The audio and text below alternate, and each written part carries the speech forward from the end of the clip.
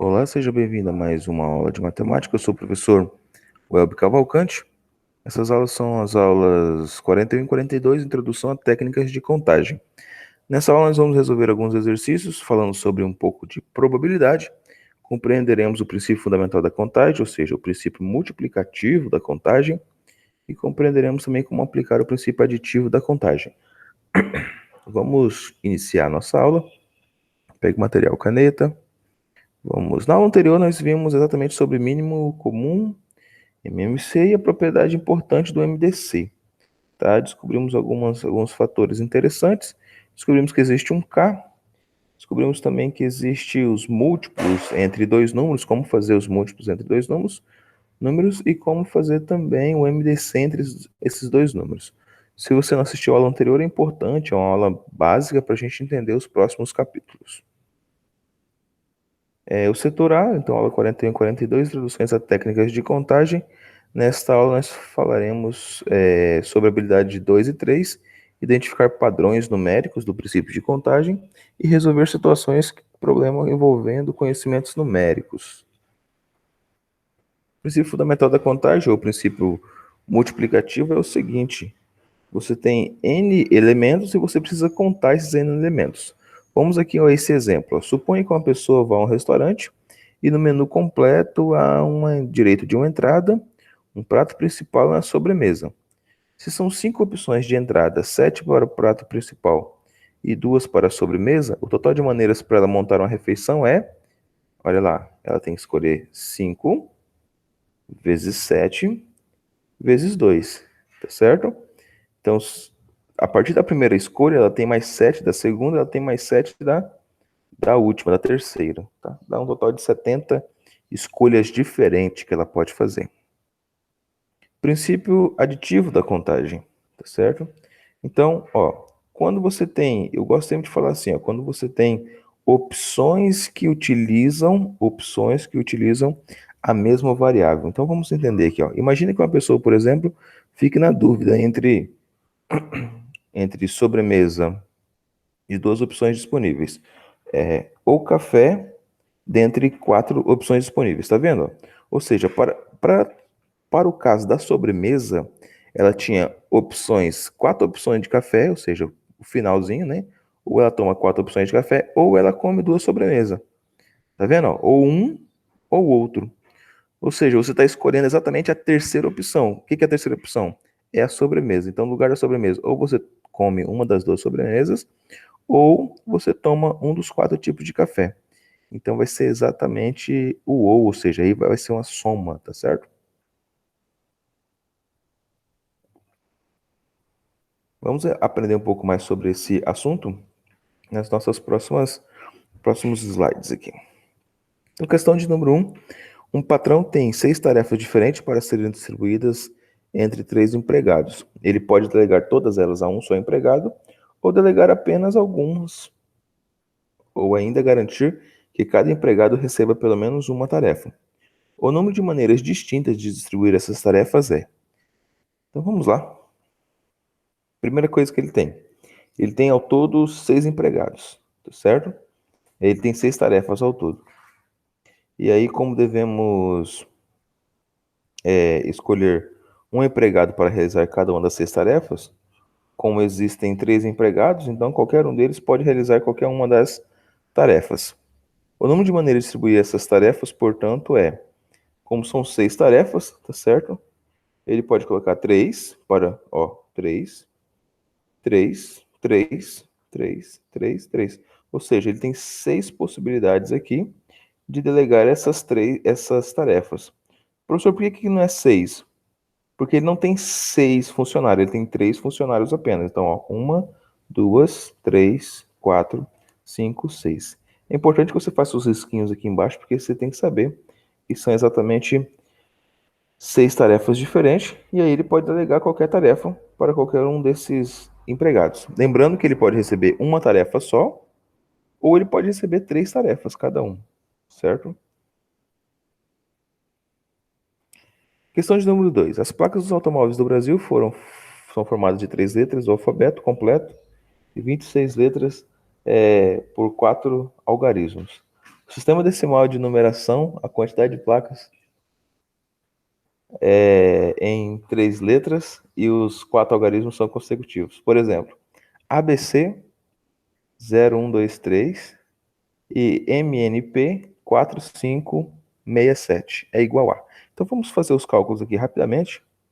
Primeira coisa, são 26 letras, nós não vamos utilizar as sequências, ou seja, eu não posso usar as duas últimas sequências, que é YZ, porque YZ não tem um próximo número, tá certo? YZ não tem uma próxima letra, então eu vou usar apenas 24 letras. Assim também acontece com os números, como é de 0 a 9, eu tenho o número de 0 a 7, eu não vou usar nem o 7, nem o 8, nem o 9. Por quê? Eu preciso de 4 números, que seria 7, 8, 9. Isso, ó. Seria 6, 7, 8, 9. Eu posso usar. Mas 7, 8, 9 não tem um próximo número, então eu não posso usar o 0, que o 0 está no início, né? Tá certo? Então eu vou eliminar também esses 3 números. Então, ou seja, eu posso formar as placas com 24 letras e com 7 números. Então, 24 vezes 7, 168 placas. Tá certo? Bem legal, bem interessante. Questão de número 3. PUC São Paulo. A secretária de um médico precisa agendar 4 pacientes A, B, C, D para o mesmo dia. Os pacientes A, B não podem ser agendados no período da manhã e o paciente C não pode ser agendado no período da tarde. Sabendo que para esse dia estão disponíveis 3 horários no período da manhã e 4 no período da tarde, o número de maneiras distintas que a secretária pode agendar esses pacientes é. Então vamos lá. Bem simples, ó, são 7 horários disponíveis, né? 3, 4 de manhã, ou 3 de manhã e 4 à tarde. Então, as possibilidades de agendar esses pacientes é o seguinte, ou seja, há 4 horários disponíveis para todos os horários da tarde, e para o paciente B, há somente 3 possibilidades, ou seja, ele quer, né, exceto o horário utilizado pelo paciente A. Então, vamos fazer a conta rapidamente aqui. O paciente C não pode ser agendado à tarde, então ele tem os únicos 3 horários disponíveis na parte da manhã. E o paciente D pode ser agendado em qualquer um dos 4 horários disponíveis. Então vamos fazer a conta rapidamente aqui. Na parte da manhã ou da tarde você tem 7 ao todo. 7 menos 3 possibilidades, tá certo? 7 menos 3 dá exatamente 4 maneiras, que é de manhã ou tarde. Assim, o total de maneiras que a secretária pode agendar os pacientes é, para o primeiro, né? É o médico A, B, C e D. Então, para o primeiro, ó, 4 possibilidades, tá certo? Que não pode ser de manhã, pode ser só à tarde. Para o segundo, 3. Para o terceiro, também 3, que nós já ocupamos uma possibilidade ali. E para o último, 4 possibilidades também, ok? Vamos fazendo a multiplicação, então nós temos que o A pode ser agendado com 4 possibilidades, o B com 3, o C com 3 e o D com 4, porque ele pode ser tanto de manhã quanto à tarde, não importa para ele. Como aqui eu utilizei duas formas, né? Aqui eu utilizei já uma casa, tá certo? Então eu fiquei apenas com 4 aqui. Então, ao todo, são 144 maneiras distintas de fazer isso. Questão de número 4. Uma pessoa dispõe de 5 blocos de papel colorido nas cores azul, amarelo, verde, branco e rosa, sendo cada um deles uma única cor que irá utilizar 3 folhas para anotações. O número total de maneiras possíveis de essa pessoa escolher essas 3 folhas, sendo pelo menos 2 delas de uma mesma cor, é. Então, há 5 possibilidades de fazer essa escolha das 3 folhas. Como assim? Com a mesma cor, ou seja, todas as cores disponíveis. Para escolher 2 folhas com a mesma cor, devemos escolher 2 cores distintas, que pode ser feito da seguinte maneira: 20 maneiras distintas, ou seja, são 5 vezes 4, dá 20. Assim, o total de maneiras possíveis é, ou você escolhe 5 cores diferentes, tá certo? 5. Ou você escolhe 2 cores iguais, que são 20, que a gente falou aqui, ó, 5 vezes 4. Ok? Então dá um total de 5 mais 20. Professor, por que que a gente somou e não multiplicou 5 vezes 20? Porque você está falando do mesmo objeto, da mesma escolha, tá? Então sempre que você está falando da mesma escolha, do mesmo objeto, você não multiplica, você soma. Princípio aditivo. Questão de número 5. Total de números de 5 algarismos que possuem pelo menos 2 dígitos consecutivos iguais em sua composição é. Então vamos lá. Primeiro, um algarismo de 5 dígitos, exemplo, é o 90.000, tá? Um algarismo com 5 dígitos. Então, ó, usando o 9 aqui, tem que ser utilizado o 9. Então você tem as possibilidades. Quais são as possibilidades? Ó? Você pode usar 10 números, ou seja, qualquer número aqui, qualquer número aqui, qualquer número aqui, qualquer número aqui. Tá certo? Ele falou que tem que ser consecutivos. Ele falou que tem que ser consecutivos. Tá certo? Então, ou seja, daria exatamente 90.000, que a gente já colocou aqui, né? Certo? Mas 59.049 deles, tá? 50, não apresentam dígitos consecutivos, tá? Não apresenta dígitos consecutivos. Dessa forma, 30.951 números com 5 algarismos. Por quê? Porque você vai tirar de 90.000 menos, ó, 59.049. Professor, por que não são consecutivos?